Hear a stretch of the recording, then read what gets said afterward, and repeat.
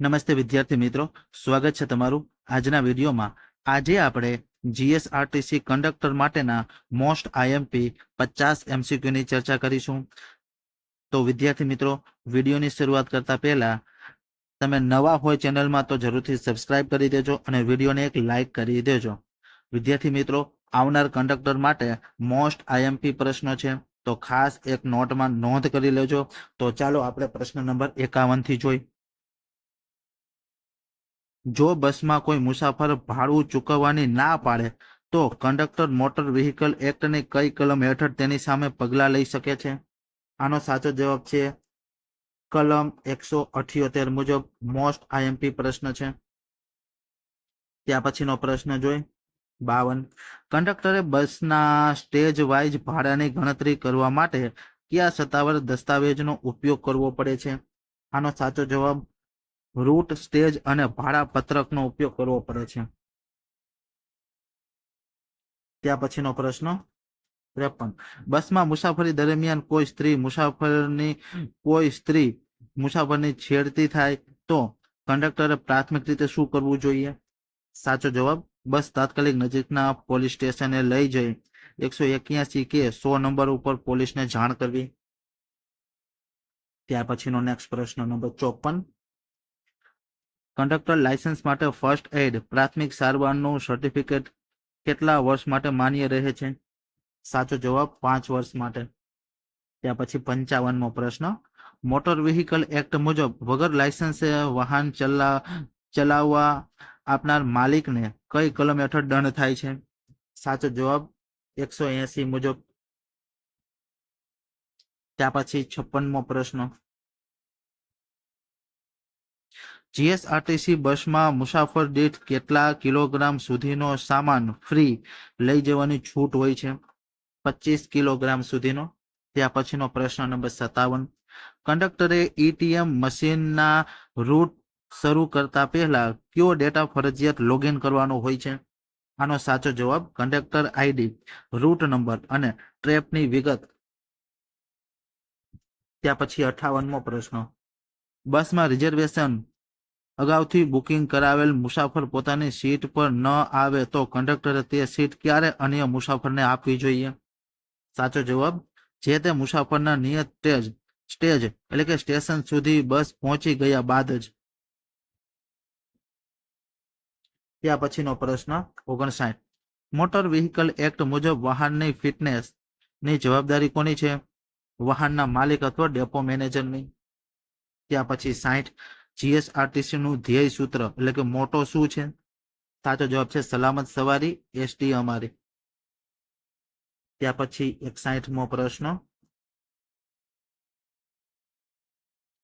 કંડક્ટરે મુસાફરોને ટિકિટ આપતી વખતે ભાડાની રકમ પર કયો સરકારી ટેક્સ કે સેસ વસૂલવાનો હોય છે?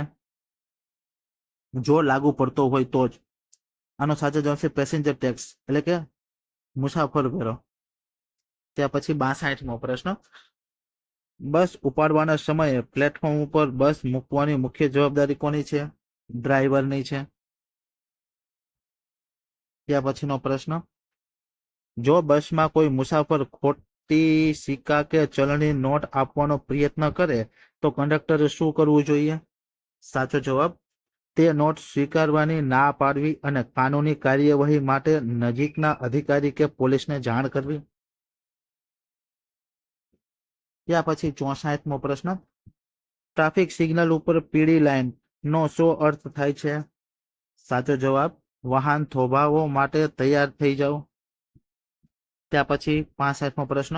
મોટર વ્હીકલ એક્ટ હેઠળ કંડક્ટર પોતાના લાયસન્સનો દુરુપયોગ કરે તો તેને કેટલા સમય માટે સસ્પેન્ડ કરી શકાય છે? આનો સાચો જવાબ છે ઓપ્શન બી, ગુનાની ગંભીરતા મુજબ નક્કી કરેલ સમયગાળા માટે।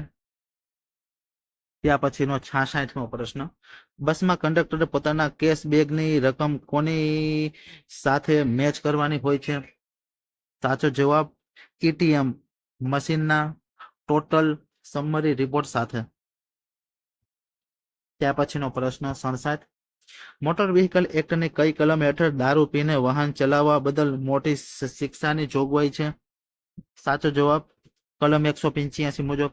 ત્યાર પછી 59મો પ્રશ્ન, બસ અધવચ્ચે અટકી પડે અને મુસાફરોને રિફંડ પૈસા પાછા આપવાના થાય તો કંડક્ટરે કયું પ્રમાણપત્ર આપે છે? સાચો જવાબ છે બ્રેકડાઉન પાસ એટલે કે રિફંડ વાઉચર આપે છે. ત્યાર પછી 69, બસના છાપરે સામાન ચડાવવા કે ઉતારવા માટે કંડક્ટરે કોની મદદ લેવી પડે છે? સાચો જવાબ છે લાયસન્સ ધરાવતા કુલી અથવા હમાલની. ત્યાર પછીનો પ્રશ્ન નંબર 70, ટ્રાફિક સાઇન ચિહ્નોમાં વર્તુળ ગોળાકારની અંદર લાલ કિનારી હોય તે ચિહ્નો શું દર્શાવે છે? સાચો જવાબ ફરજિયાત અથવા નકારાત્મક નિયમકારી આદેશ. ત્યાર પછી 71મો પ્રશ્ન, બસમાં ટિકિટ આપતી વખતે જો કંડક્ટરે કોઈ ભૂલ થાય, ઓછા વધુ પૈસા લેવાય તો તેને શું કહે છે? સાચો જવાબ છે શોર્ટ કેસ અથવા ઓવર કેસ. ત્યાર પછીનો પ્રશ્ન 72, મોટર વ્હીકલ એક્ટ મુજબ પરમિટ વગર સ્ટેજ ગેરેજ ચલાવવા બદલ કઈ કલમ હેઠળ ગુનો બને છે? સાચો જવાબ 192A મુજબ. ત્યાર પછી 73મો પ્રશ્ન, કંડક્ટરે મુસાફરો સાથે કેવું વર્તન કરવું જોઈએ? સાચો જવાબ છે વિવેક, નમ્ર અને સહાનુભૂતિપૂર્વક. ત્યાર પછી 74મો પ્રશ્ન, બસ રૂટ ઉપર હોય ત્યારે બસની સ્પીડ મર્યાદા જાળવવાની ફરજ કોની છે? ડ્રાઈવરની છે. ત્યાર પછી 75મો પ્રશ્ન, બસ કંડક્ટરે ડ્યુટી પૂરી કર્યા પછી વે બિલ ઉપર કોના હસ્તાક્ષર એટલે કે સહી લેવાની હોય છે? સાચો જવાબ ડ્રાઈવર અને ડેપોના જવાબદાર ક્લાર્ક સ્ટેશન માસ્ટરની. ત્યાર પછી 76મો પ્રશ્ન, જો બસમાં કોઈ મુસાફર ભાડું ચૂકવવાની ના પાડે તો કંડક્ટરે મોટર વ્હીકલ એક્ટની કઈ કલમ હેઠળ તેની સામે પગલાં લઈ શકે છે? સાચો જવાબ 178 મુજબ. ત્યાર પછીનો પ્રશ્ન, કંડક્ટરે બસમાં સ્ટેજ વાઇઝ ભાડાની ગણતરી કરવા માટે કયા સત્તાવાર દસ્તાવેજનો ઉપયોગ કરવો પડે છે? આનો સાચો જવાબ રૂટ સ્ટેજ અથવા ભાડા પત્રકનો. ત્યાર પછી 78માં, બસમાં મુસાફરી દરમિયાન કોઈ સ્ત્રીને મુસાફરી છેડતી થાય તો કંડક્ટરે પ્રાથમિક રીતે શું કરવું જોઈએ? સાચો જવાબ છે બસ તાત્કાલિક નજીકના પોલીસ સ્ટેશને લઈ જવી જોઈએ. ત્યાર પછીનો પ્રશ્ન,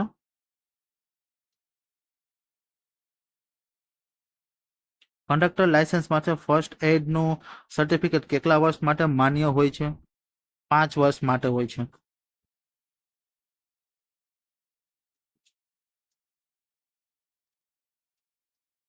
ત્યાર પછીનો પ્રશ્ન,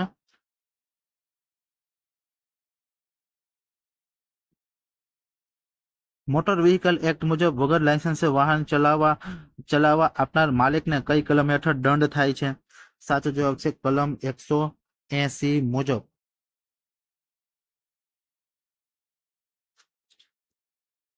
ત્યાર પછીનો પ્રશ્ન જોઈ, એસટી નિગમની એક્સપ્રેસ કે સ્લીપર બસોમાં ઓનલાઈન બુકિંગ કરાવેલ મુસાફરની યાદીને કંડક્ટરની ભાષામાં શું કહેવાય છે? સાચો જવાબ છે ચાર્ટ, રિઝર્વેશન ચાર્ટ કહેવાય છે.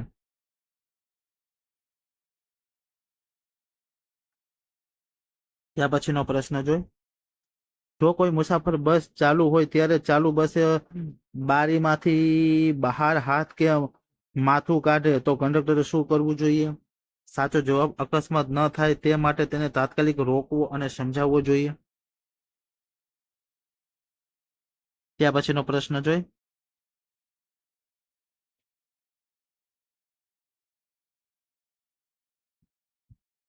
જો કોઈ મુસાફર અનામત રિઝર્વેશન રાખેલી સીટ ઉપર બળજબરીથી બેસી જાય અને સીટ ખાલી ન કરે તો કંડક્ટર કયા રેકોર્ડ કે દસ્તાવેજનો આધાર લેશે?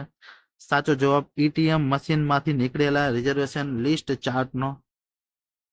ત્યાર પછીનો પ્રશ્ન 107, એસટી બસમાં જો કોઈ સામાનનું વજન ફ્રી મર્યાદા 25 કિલોગ્રામથી વધુ થાય તો વધારાના વજન ઉપર કેટલા કિલોના સ્લેબ એટલે કે ગુણકમાં લગેજ ચાર્જ ગણવામાં આવે છે? આનો સાચો જવાબ દરેક 20 કિલો અથવા તેના ભાગ પર. તો વિદ્યાર્થી મિત્રો, આજે આપણે મોસ્ટ આઈએમપી 50 MCQ ની ચર્ચા કરેલી છે, જે જીએસઆરટીસી કંડક્ટર માટે મોસ્ટ આઈએમપી પ્રશ્નો છે. હવે પછીના વિડીયોમાં આપણે બીજા એમસીક્યુ જોશું 50. તો વિડીયોની લિંક તમારા મિત્ર સુધી અવશ્ય શેર કરજો અને ચેનલમાં નવા હોય તો ચેનલને જરૂરથી સબસ્ક્રાઇબ કરી દેજો. મળીએ હવે એક નવા વિડીયો સાથે.